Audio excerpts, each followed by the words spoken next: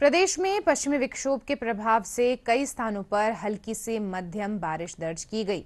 इस दौरान पिछले 24 घंटों में सर्वाधिक बारिश धौलपुर जिले की बाड़ी में 43 मिलीमीटर दर्ज की गई।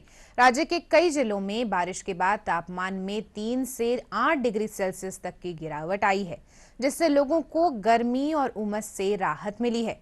वहीं सुबह हल्की ठंड का एहसास बढ़ गया है। श्रीगंगानगर जिले में आज कई स्थानों पर घना कोहरा छाया रहा।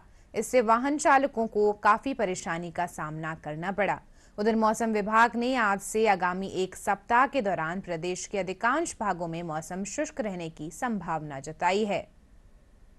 देखिए, जो पश्चिमी विक्षोभ पिछले 2 दिनों से राजस्थान के ऊपर सक्रिय था, अब उसका असर समाप्त हो गया है।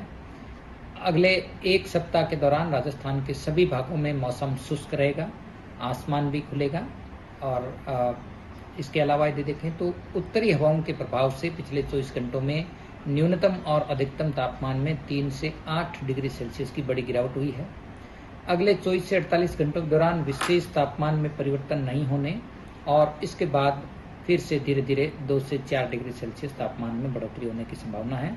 तो फिलहाल अगले एक सप्ताह के लिए मौसम पूरी तरह से शुष्क रहेगा और सुबह शाम हल्की ठंड का असर देखने को मिलेगा। इसके अलावा देखें तो शेखावाटी क्षेत्र में फिलहाल न्यूनतम तापमान 18 से 22 डिग्री सेल्सियस के बीच रिकॉर्ड हो गया, यानी सामान्य से करीब करीब 4 से 5 डिग्री सेल्सियस नीचे है।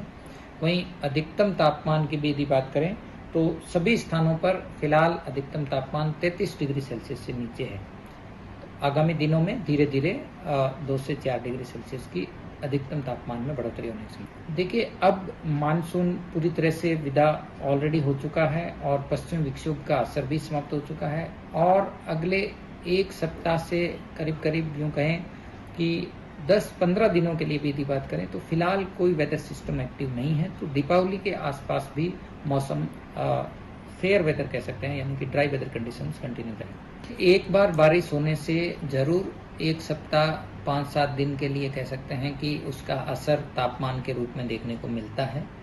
पूरे विंटर सीजन के लिए यदि बात करें तो कई फैक्टर्स रिस्पॉन्सिबल होते हैं। इसमें अपर विंड कंडीशन है, ग्लोबल सर्कुलेशन है, वेस्टर्न डिस्टर्बेंस का फ्रीक्वेंसी, इंटेंसिटी और इसके अलावा जो पैसिफिक ओशियन, इंडियन ओशियन के जो समुद्र के तापमान की परिस्थितियां भी रोल प्ले करती है।